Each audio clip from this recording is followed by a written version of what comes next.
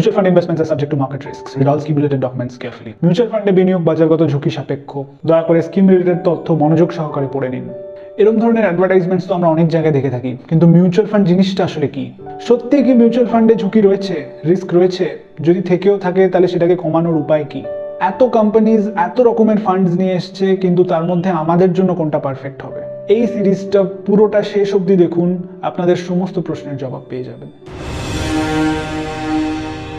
Mutual fund মানে হলো আমার তোমার মতো সাধারণ মানুষের টাকা এক জায়গায় করে সেটাকে কোনো এক্সপার্টের ডিসিশনের ওপর বেস করে শেয়ার মার্কেট বা অন্যান্য মার্কেটে বিনিয়োগ করা বা ইনভেস্ট করা। এখানে একটা উদাহরণ দিয়ে বললে খুবই ভালো শোনায়। ধরো তুমি তোমার বন্ধু বা বান্ধবীর বাড়ি যাবে এবং সেটা তোমার বাড়ির থেকে অনেকটাই দূর। তোমার কাছে দুটো অপশন আছে। 1, তুমি তোমার গাড়িটা বার করে নিজে চালিয়ে চলে গেলে। 2, তুমি বাড়ি থেকে বেরোলে একটা ক্যাব বা ট্যাক্সি বুক করে চলে গেলে। কিন্তু এখানে গাড়ি নিজে চালিয়ে যেতে গেলে তোমাকে কিছু জিনিস জানতে হবে, যেমন ড্রাইভিং বা গাড়ি চালানোতে তোমার এক্সপার্ট হতে হবে এবং তোমার রাস্তাঘাটের ব্যাপারে মিনিমাম একটা বেসিক আইডিয়া রাখতে হবে, যেমন কোন রাস্তাটা শর্টকাট হবে, কোন রাস্তাটা দিয়ে গেলে তুমি ট্রাফিক জ্যাম এড়িয়ে যেতে পারবে, এবং রাস্তায় গাড়ি চালানোর জন্য তোমাকে বিভিন্ন রকম সাইন সিম্বলসের ব্যাপারে আইডিয়া রাখতে হবে। মানে রাস্তাঘাটের ব্যাপারে একটা মিনিমাম বেসিক নলেজ রাখতে হবে। কিন্তু এখানে তুমি যদি একটা ক্যাব বা ট্যাক্সি বুক করে যাও, তোমাকে কিছুই জানতে লাগবে না। ড্রাইভার সে একজন এক্সপার্ট, সে সমস্ত কিছু চিনে বুঝে তোমায় নিয়ে যাবে।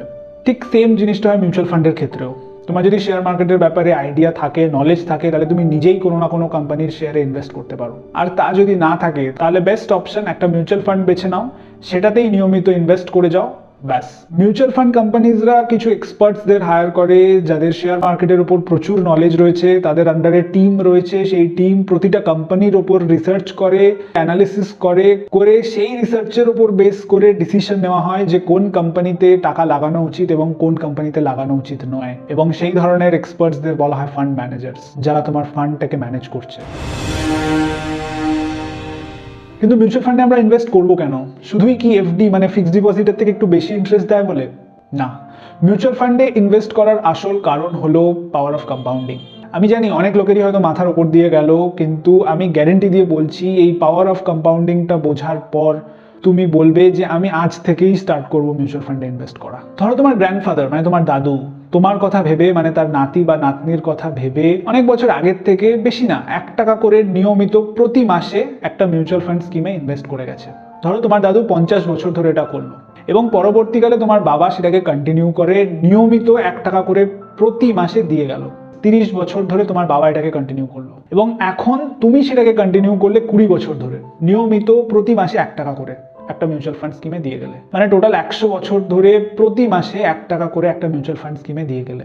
আমি ইন্টারেস্ট রেট খুব কম করে ধরছি 15%, কেন কি 100 বছরে অনেক বেশি ইন্টারেস্ট পাওয়া যায়, কিন্তু আমি খুব কম করে ধরছি অন অ্যান অ্যাভারেজ 15%। কি মনে হয় 100 বছর পর কত টাকা দাঁড়াবে তোমার হাতে? তোমরা ক্যালকুলেটর ইউজ করতে পারো, গেস করতে পারো, তবে ভিডিওটা পজ করে কমেন্টসে গিয়ে লেখো যে তুমি কত গেস করছো, কারণ আমি গ্যারেন্টি দিয়ে বলছি 99% লোক এটার আনসার ভুল দেবে। মিউচুয়াল ফান্ডের এসআইপি অ্যামাউন্ট মানে কত টাকা করে আমরা প্রতি মাসে দিয়ে গেছি? 1 টাকা করে। নাম্বার অফ ইনস্টলমেন্টস মানে 100 বছরে কটা মাস হয়? 100 × 12, 1200 মাস, 1200 মান্থস। Rate of interest 15%। তো 100 বছর পর ফিউচার ভ্যালুটা কত দাঁড়াবে? তার জন্য আমরা ইউজ করব এফভি ফাংশন। রেট হচ্ছে 15% ডিভাইডেড বাই 12, বিকজ এটা কম্পাউন্ডেড মান্থলি। এন পার হবে হচ্ছে 1200, এন পার মানে হচ্ছে নাম্বার অফ ইনস্টলমেন্টস 1200, 100 × 12। পিএমটি মানে কত টাকা করে আমরা দিয়ে গেছি, এটা -1 হবে। মাইনাস হবে এই কারণে, তার কারণ এটা আউটফ্লো হয়েছে, মানে আমাদের থেকে টাকা বেরিয়েছে, সুতরাং -1। পিভি 0, টাইপ হচ্ছে 1, তার কারণ বিগিনিং অফ দ্য পিরিয়ড হলে 1 হয় আর এন্ড অফ দ্য পিরিয়ড হলে 0 হয়, তো আমাদের বিগিনিং অফ দ্য পিরিয়ড তো 1। মানে 24,12,81,007। মানে তোমরা কি কখনো ভাবতে পেরেছো যে 100 বছর ধরে যদি প্রতি মাসে 1 টাকা করে দিয়ে যাও তাহলে 24,12,81,000 টাকা হবে? তাই জন্যই বোধহয় অ্যালবার্ট আইনস্টাইন বলেছিল যে পাওয়ার অফ কম্পাউন্ডিং মানে কম্পাউন্ড ইন্টারেস্ট হচ্ছে 8th wonder of the world, মানে পৃথিবীর 8ম আশ্চর্য। নাম্বার 2, এমন কিছু মিউচুয়াল ফান্ডস আছে যেখানে ইনভেস্ট করে তুমি 20%, ইনফ্যাক্ট তার চেয়েও বেশি ইন্টারেস্ট পেতে পারো। Number 3, last but not the least, mutual ফান্ডে তুমি যদি নিয়মিত ইনভেস্ট করো তাহলে তোমার সেভিংসের ওপর একটা হেলদি হ্যাবিট তৈরি হয়। আশা করি মিউচুয়াল ফান্ডে ইনভেস্ট করার যথেষ্ট কারণ তোমরা পেয়ে গেছো।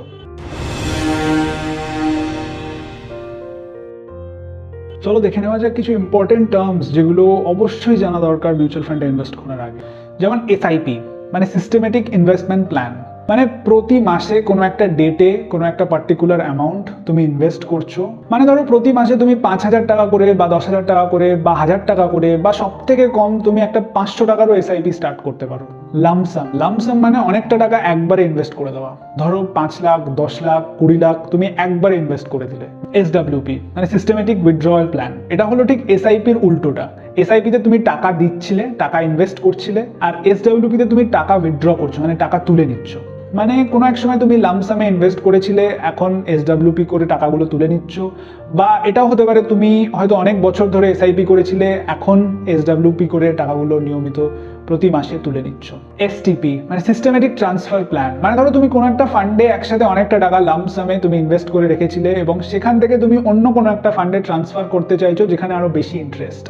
সেই নিয়মিত ট্রান্সফারটাকে বলা হয় সিস্টেমেটিক ট্রান্সফার প্ল্যান। ন্যাভ মানে net asset value. Net asset value মানে হচ্ছে যে হাজার হাজার লোকের টাকা যে একসাথে করে নিয়ে যে ইনভেস্টমেন্টটা করেছে, সেই ইনভেস্টমেন্টের এখন ভ্যালু কতটা, পার ইউনিট ভ্যালু কতটা, সেটাকেই বলে ন্যাভ।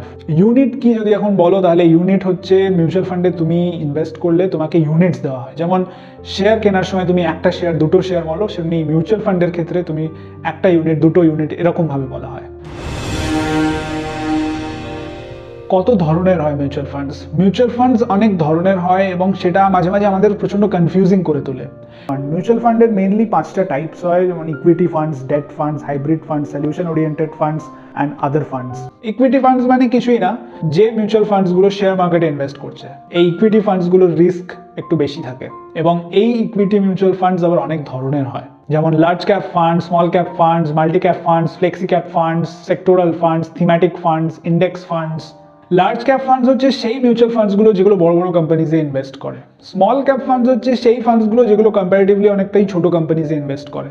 মিড ক্যাপ ফান্ডস হচ্ছে সেই ফান্ডসগুলো যেগুলো মাঝারি কোম্পানিজে ইনভেস্ট করে। এবার তুমি বলবে কোন কোম্পানিজগুলোকে বলা হয় বড় কোম্পানিজ, কোন কোম্পানিজগুলোকে বলা হয় ছোট কোম্পানিজ। এবং এই জিনিসটা বোঝার জন্য তোমাদের মার্কেট ক্যাপিটালাইজেশন বুঝতে হবে এবং তারপর আরও ফান্ডস রয়েছে, debt funds, hybrid funds, fund of funds, liquid funds.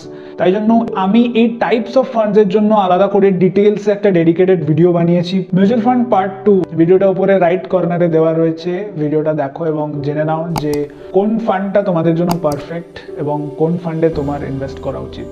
By.